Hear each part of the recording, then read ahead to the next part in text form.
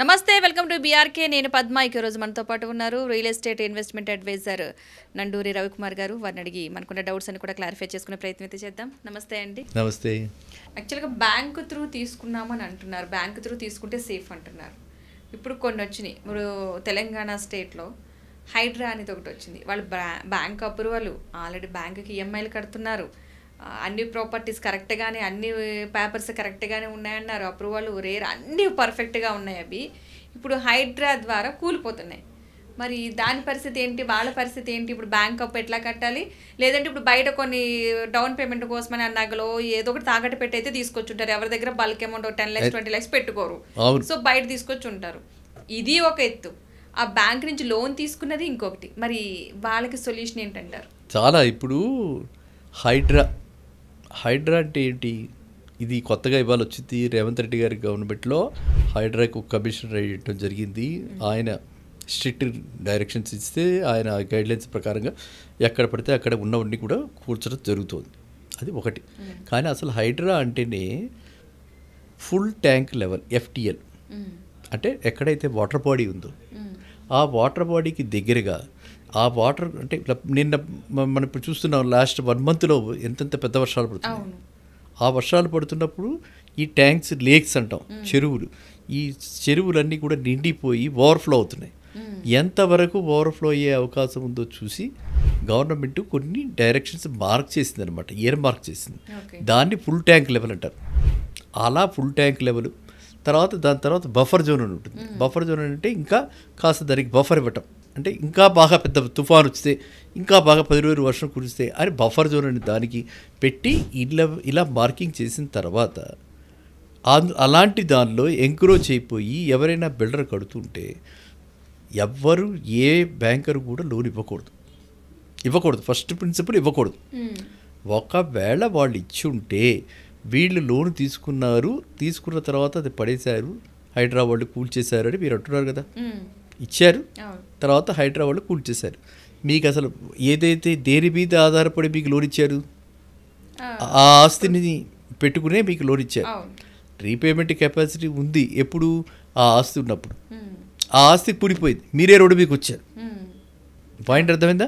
మీరే రోడ్డు మీదకి వచ్చారు, మీరే వెళ్ళి ఇప్పుడు ఎక్కడో షెల్టర్ పెట్టుకోవాలి. 20,000 30,000 రెంట్ మీరే కట్టుకుంటుంటారు. ఇవాళ 20,000 లేదే ఎక్కడ ఏ ఫ్యామిలీకి ఫ్లాట్ కూడా రావట్లే, చిన్న ఫ్లాట్ కూడా రావట్లే. 20,000, 15,000 అదేనా, 5,000 మెయింటెనెన్స్ అన్నా 20,000 అవుతుంది, టోటల్గా 20,000. సో మీరు ఆల్రెడీ ఆర్థికంగా మీరు చెప్పినట్టుగా వేరే వాళ్ళ దగ్గర బారోయింగ్స్ చేసి పెట్టుబడి మీ 20% మీ మార్జిన్ అలా చేసి, మీ అయితే గోల్డ్ లోన్లు పెట్టి ఇలా చేసి ఆల్రెడీ మీరు చెతికిపోయారు. దానికి తోడు బ్యాంకు లోన్ ఒకటి తీర్చాలా? న్యాయమా? కాబట్టి అలాంటి వాళ్ళంతా కూడా వినియోగదారులు అంటారు వీళ్ళని, కన్జ్యూమర్స్. వీళ్ళకి కొన్ని సర్టెన్ రైట్స్ ఉన్నాయి, కన్జ్యూమర్స్కి రైట్స్ ఉన్నాయి. ప్రొటెక్షన్, కన్జ్యూమర్ ప్రొటెక్షన్ లా ఉంది, కన్జ్యూమర్ ప్రొటెక్షన్ రైట్స్ ఉన్నాయి.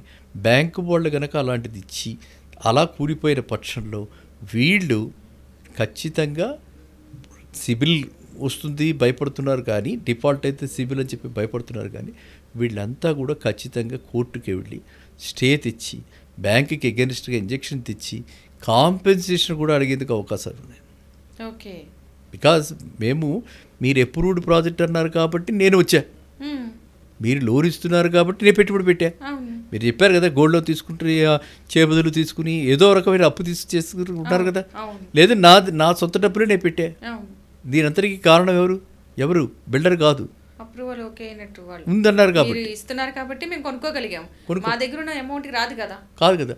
అసలు మీకు నమ్మకం ఎలా కుదిరింది? లేదు, ఇస్తున్నారు కంటే ఒక నమ్మకం. బ్యాంక్ లోన్ ఇస్తుంది అనేది ఒక నమ్మకం. అంటే అక్కడ లోన్ ఇస్తున్నారంటే ఒక నమ్మకం అందరికీ. అందులో బ్యాంకు, పబ్లిక్ సెక్టర్ బ్యాంకు ఎవరైనా కానీ కాక, అది ఒక పెద్ద బ్యాంకు, ప్రైవేట్ సెక్టర్ బ్యాంకు, పోనీ ఐసిఐసిఐ, HDFC లాంటి బ్యాంకే సరే, ఒక నమ్మకం మీద బ్యాంకు మీద నమ్మకంతో మీరు అందులో ఇన్వెస్ట్ చేశారు. కాబట్టి మీరు బ్యాంకుని ఒక పార్టీగా చేసి, మెయిన్ పార్టీగా చేసి మీరు కోర్టులో కేసు వేయచ్చు. అలా మీలాగా ఉన్నవాళ్ళు మనకి ఎంతమంది అయితే ఉన్నారో గ్రూపు, వాళ్ళంతా గ్రూప్గా తయారయ్యి కోర్టులో కేసు వేసి అక్కడికక్కడ ఆపించి కాంపెన్సేషన్ కూడా క్లెయిమ్ చేయొచ్చు. మన మేడం మారుతి గారు ఉన్నారు ఇక్కడ, దాని ఇక్కడ కనిపించారు, అడ్వకేట్ ఆవిడ, లీగల్. సో ఆవిడ అడిగితే ఆ ప్రొవిజన్స్ కూడా, సెక్షన్స్ ఏవి ఉన్నాయి, ప్రొవిజన్స్ ఏవి ఉన్నాయి, కన్జ్యూమర్ ప్రొటెక్షన్ లా ఏమిటి, రైట్స్ ఏమిటి, మనకేమున్నాయి అవన్నీ కూడా ఆవిడ చెప్పడం మీకు జరుగుతుంది. And it is very very important. మనం వ్యూవర్స్ అందరికీ కూడా దీని మీద అవగాహన ఉండాలి. మీకు ఎక్కడైనా అలాంటి వాళ్ళు అంటే మీకు తటస్థపడ్డారా ఏంటి, మీకు ఎలా వచ్చింది ఆలోచన అసలు? అంటే చాలా విన్నాం, ఈ కన్స్ట్రక్షన్ అయ్యింది, ఆల్రెడీ బ్యాంక్ అప్రూవల్ అయిపోయింది, మేము లోన్ కూడా కడుతున్నప్పుడు హైడ్రా అని చెప్పి ఇప్పుడు కూల్ చేస్తున్నారు. అంటే మేము ఇన్ని పెట్టుకుని చేసుకున్న తర్వాత అప్పుడు ఆ లోన్ కట్టాలన్నా ఏముందని అసలు ప్రాపర్టీ ఉంటేనే కదా లోన్ కట్టేది. ఇప్పుడు ప్రాపర్టీ కట్టడానికి లేదు, ఉండడానికి లేని పరిస్థితి అని చాలా మంది చెప్పడం జరిగింది. ఒక 15 ఏళ్ల క్రితం సత్యం ఉంది కదా, సత్యం కంప్యూటర్స్, దాన్ని రివర్స్ చేస్తే మెయిటాస్ అని చెప్పి ఆ కొండల మీద నిజాంపేట రోడ్లో మెయిటాస్ అని ఉండేది అనమాట. సో మెయిటాస్ ప్రాజెక్టు అలాగే కొన్ని ఏళ్ళు ఆగిపోయింది. అలాగా తెల్లాపూర్లో వాడు ఎలయన్స్ స్పేస్ స్టేషన్ చెప్పి పెద్ద ప్రాజెక్టు, అది కూడా కొన్ని ఏళ్ళు ఆగిపోయింది. అప్పుడు వీళ్ళంతా కూడా ఈ ఎవరైతే బ్యాంకు లోన్లు తీసుకున్నారో వీళ్ళంతా కూడా ఒక అసోసియేషన్గా ఫామ్ అయ్యి రెస్పెక్టివ్ బ్యాంక్స్కి వెళ్ళి వాళ్ళందరికీ ఆ అసోసియేషన్ తరపున లెటర్స్ ఇచ్చి మా క్రెడిట్ సివిల్ పాడకూడదు, మమ్మల్ని మీరు డబ్బులు అడగకూడదు, డిమాండ్ చేయకూడదు, అది కంప్లీట్ అయ్యేదాకా మేము కట్టే పరిస్థితి లేదు, కాబట్టి మాకు హాలిడే ఇచ్చేయాలి, కంప్లీట్ హాలిడే. ఏది రీపేమెంట్ హాలిడే, ఇంట్రెస్ట్ హాలిడే, ఆ పర్టికులర్ పీరియడ్లో ఇంట్రెస్ట్ కూడా వేయకూడదు. వడ్డీ మీద వడ్డీ వేసుకుంటూ పోతే అది 4 ఏళ్ళు ఆలస్యం అయితే ఇక్కడ తీసుకున్న దానికి 50% పెరిగిపోతుంది. సో ఆ విధంగా చేశారు కాబట్టి చరిత్ర ఉంది మనకి ఇక్కడ హైదరాబాద్లో. ఆ విధంగా జరిగినవి ఉన్నాయి. 2 ప్రాజెక్ట్స్ చెప్పాను మీకు, అర్థమైందా? ఇవి 2 చాలా మందికి మెయిటాస్ కానీ ఎలయన్స్ స్పేస్ స్టేషన్ అక్కడ తెల్లాపూర్ కానీ చాలా పాపులర్ పెద్ద ప్రాజెక్ట్స్ అనమాట. సో ఈ విధమైనటువంటివి ఆల్రెడీ మనకి ఉన్నాయి కాబట్టి మనం కరెక్ట్గా ఒక అడ్వకేట్ లీగల్ ఒపీనియన్ తీసుకుని మనం అంతా ఎవరైతే బాధితులు ఉన్నారో వీళ్ళంతా కూడా ఒక దీనిలోకి వచ్చి ఒక ఫోరంలోకి వచ్చి వీళ్ళ రిప్రజెంట్ చేస్తే కన్జ్యూమర్ ఫోరంలో ఖచ్చితంగా వీళ్ళ ఫేవరబుల్గా వీళ్ళకి వస్తుంది. అర్థమైంది. అదేవిధంగా రెరా అప్రూవల్ కూడా ఉండి, ఒకవేళ ఇప్పుడు రెరా యాక్ట్ ఇది వరకు లేదు, ఇప్పుడు రెరా అప్రూవల్ కూడా పెట్టారు కదా. రెరా అప్రూవల్ వచ్చిన తర్వాత అలాంటిది ఏదైనా జరిగితే రెరా కూడా జ్యుడిషియరీ రైట్స్ ఉన్నాయి. అంటే అడ్వకేట్ లీగల్ లాగా అక్కర్లా, వీళ్ళు కూడా డెసిషన్స్ ఇవ్వచ్చు. అలా రెరా హైదరాబాద్ చాలా యాక్టివ్గా ఉంది. వాళ్ళ దగ్గరికి వెళితే ఇలా లాస్ జరిగింది, ఈ ప్రొవిజన్స్ అన్నీ ఉన్నా మాకు దీని విధంగా లాగా జరిగింది అంటే వాళ్ళు కూడా కాంపెన్సేట్ ఇస్తారు. సో కాబట్టి ఇవాళ కన్జ్యూమర్ ఈజ్ ప్రొటెక్టెడ్. ఏది ఈ విధంగా మనం అనుకున్నట్టుగా రైట్ జరిగితే అలా ఏమీ లేవు, వీడు క్యాష్ ఇచ్చి కొనేసాడు, వీడేదో అంటే బ్యాంకు లోన్ తీసుకోకుండా మీరు చెప్పినట్టుగా ఓన్ సంపాదించినయో ఏదో ఒకటి వచ్చింది దాని మీద తీసేసుకుని కొనేసుకున్నాడు అనుకోండి, వాడేం పని మనం ఏం చేయలేము. Law will not protect. ఎవరైనా ధర్మో రక్షతి రక్షిత, ధర్మాన్ని ఎవరైతే గౌరవిస్తారో కాపాడతారో వాళ్ళకి మాత్రమే రక్షణ దొరుకుతుంది, అంతేనా? అంతేగాని ఇలా కాకుండా అది అధర్మం అంటే అధర్మం కాకపోవచ్చు, కానీ అది చట్టంగా లేదు కదా.